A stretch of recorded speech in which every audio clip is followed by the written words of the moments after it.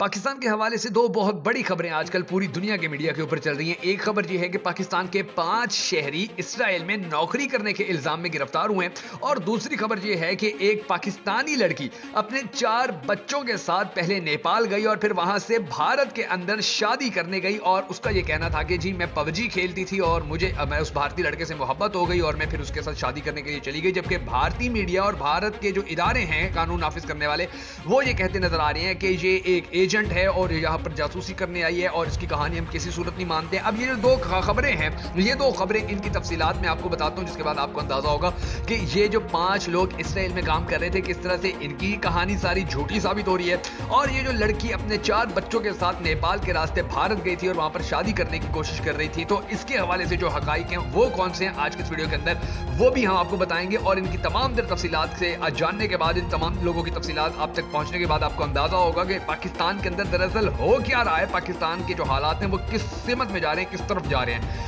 सबसे पहले हम बात करते हैं उन 5 पाकिस्तानी शहरियों की कि जो इसराइल के अंदर नौकरी करने के इल्जाम में पाकिस्तान में गिरफ्तार हुए हैं। इनके बारे में अब पाकिस्तान के जो बड़े बड़े अहम और बड़े बड़े लोग हैं, जो पाकिस्तान के बड़े बड़े माहिरीन हैं, वो ये कह रहे हैं कि इनको मुकम्मल तौर पर चेक किया जाए कि कहीं ये जासूस तो नहीं थे या कहीं जासूसी तो नहीं करते थे पाकिस्तान की, क्योंकि मुमकिन ही नहीं है, ये पॉसिबल ही नहीं है कि कोई इस तरह से आप जर्मनी जाकर रह सकते हैं या आप यूरोप जाकर रह सकते हैं, लेकिन इसराइल के अंदर यह मुमकिन नहीं है कि आप किसी भी तरह से इल्लीगल तरीके से वहां जाएं और फिर वहां पर रहना शुरू कर दें और वहां पर फिर आप नौकरी करें और फिर आप पाकिस्तानी होते हुए वहां पर इल्लीगल तरीके से अपने पैसे भी पाकिस्तान भेजते रहें या आप वहां पर नौकरी भी करते रहें। ये वहां पर मुमकिन नहीं है। और ये जो लोग गए हुए थे ये 7 साल से, आप अंदाजा लगाइए कि ये 7 साल से वहां पर कारें धो रहे थे। वो कहते हैं जी हम वहां पर कारें धो रहे थे, वहां पर हम और मजदूरियां करते थे और हम वहां पर रह रहे थे। और दिलचस्प बात यह है कि जितने भी ओवरसीज पाकिस्तानी हैं वो जब भी इसराइल जाने की कोशिश, यानी कि पाकिस्तान से तो नहीं जा सकते, लेकिन जब भी ओवरसीज पाकिस्तानी किसी दूसरे मुल्क से वहां पर जाने की कोशिश करते हैं, वो वीजा के लिए अप्लाई करते हैं, तो उनको वहां पर जाने की इजाजत भी दी जाती है और बहुत सारे पाकिस्तानी वहां पर जाते भी रहते हैं। मगर उसका प्रोसीजर आपको नहीं पता होगा, प्रोसीजर कितना सख्त है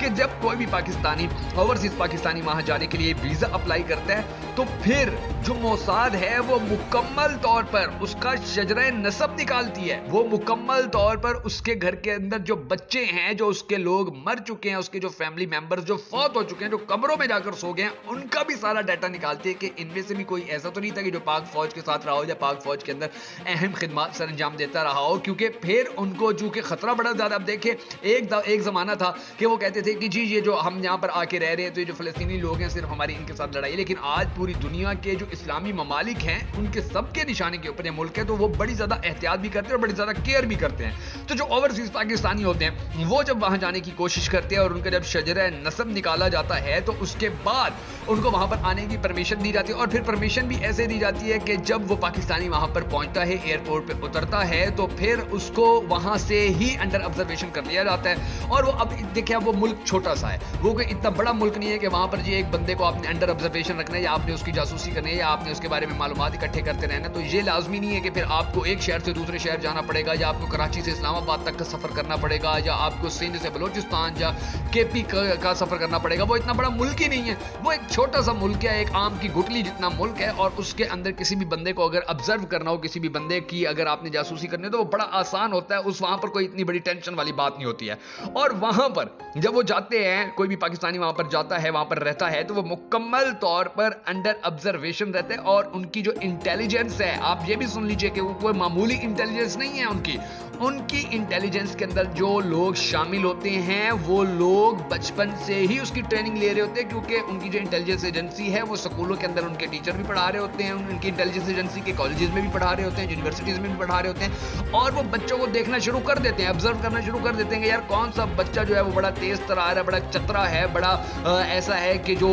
कंट्रोल में नहीं आता है या जिसका माइंड ये है कि जी उसने जासूसी करनी है या उसको छुपने का फन आता है या छुपने का शौक होता है या वो किसी की शिकायतें ज्यादा लगाने की कोशिश कोशिश करता है, या ऐसा यानी कि वो बंदा सेलेक्ट कर लेते हैं कि जिसके बारे में उनको यकीन होता है कि इसकी ट्रेनिंग की जाए तो ये बड़ा अच्छा जासूस बन सकते हैं। फिर उसको वहां पर ट्रेनिंग यानी कि उसका माइंडसेट वहां पर बनाया जाता है टीचर्स की जानिब से। फिर वो जब कॉलेज में आता है, कॉलेज में उसको उसका मजीद माइंडसेट पुख्ता किया जाता है। यूनिवर्सिटी तक आते आते यानी कि वो मेंटली तौर के ऊपर, उसको पता चले या ना चले, मेंटली तौर के ऊपर वो कंप्लीट जासूस बन चुका होता है। और यही वजह है कि दुनिया की टॉप सीक्रेट एजेंसीज के अंदर इनकी एजेंसी आती है, और जो एजेंट्स होते हैं वो पकड़े ना जाने के हवाले से पूरी दुनिया के अंदर शोहरत रखते हैं। यानी कि आप अंदाजा लगा लीजिए कि ये बड़ी बड़ी एजेंसियों को टक्कर देता है। पूरी दुनिया की, इस्लामी दुनिया की जो एजेंसियां बड़ी बड़ी, वो इनके खिलाफ काम करती हैं, लेकिन उसके बावजूद जो उनको बड़ी कामयाबी से टक्कर दे रहे हैं और उनके सामने खड़े हुए हैं। तो वहां पर यह मुमकिन ही नहीं है कि कोई पाकिस्तानी ऐसे जाए और वहां पर धड़ल्ले से घुस जाए और वहां पे कारें धोना शुरू कर दे, और फिर उसको उसका 7 साल तक उनको पता ही ना चले, और वो वहां से वेस्टर्न यूनियन के जरिए पाकिस्तान में पैसे भी भेजते रहे और इनको इस बात का अंदाजा ही ना हो। ऐसा नहीं होता है।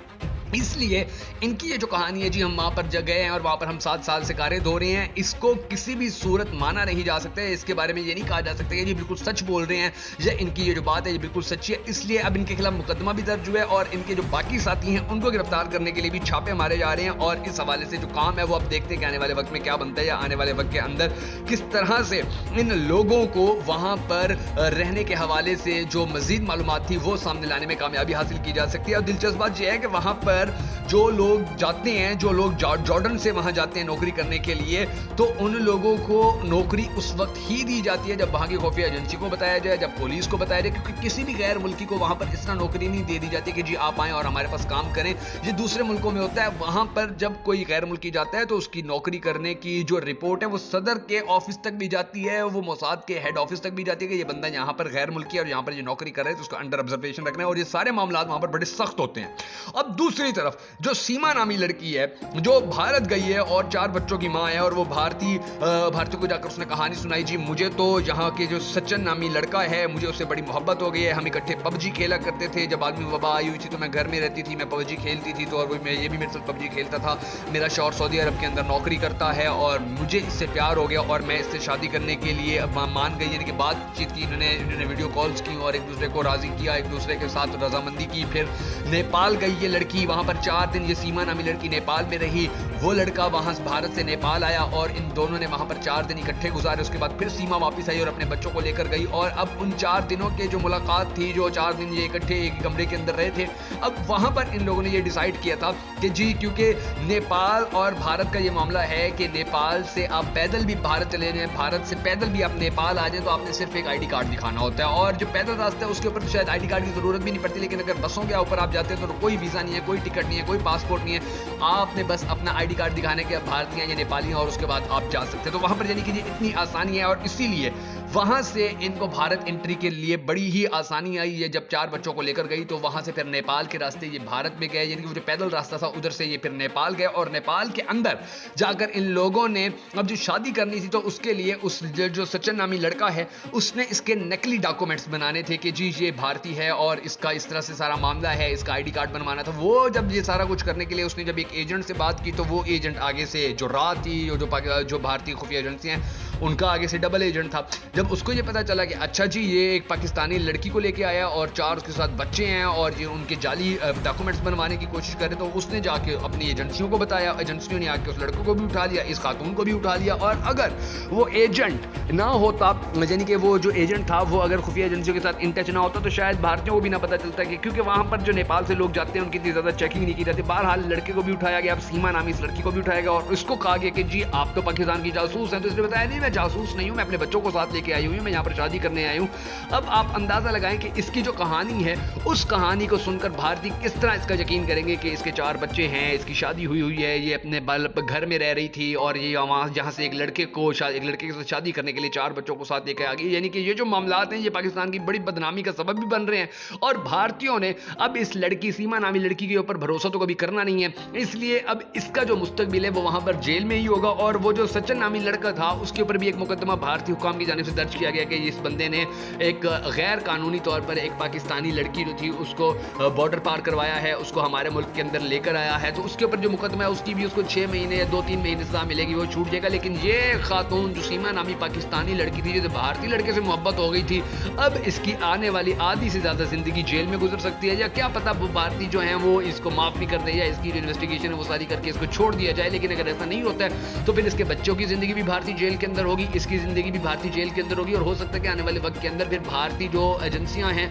वो इसको बतौर एक एजेंट के शो करें दुनिया के अंदर। जैसे हमने कुलभूषण जाधव को हमने तो उस एजेंट को पकड़ा था ना और फिर दुनिया के सामने पेश किया था, तो वो भी कहेंगे ये पाकिस्तानी खातून है, ये यहाँ पर जासूसी करने आई हुई थी, हमने अब इससे 1 साल तक इन्वेस्टिगेशन की, उसके बाद सारे मामला खुले हैं। और ये वो यानी कि जो कहानियां डाल दी जाती हैं अब वो कहानी भी डाल सकते हैं। लेकिन ये जो हालात हैं कि पाकिस्तान के 5 शहरी इसराइल से पकड़े गए, इनके बारे में बात करना बड़ा ज़रूरी है, इनके बारे में इन्वेस्टिगेशन करना बड़ा ज़रूरी है। और ये जो सीमा नामी लड़की है इसके बारे में भी जानना बड़ा ज़रूरी है कि अब इसका मुस्तकबिल क्या होगा या पाकिस्तानी सरकार इसके हवाले से मजीद क्या काम करेगी।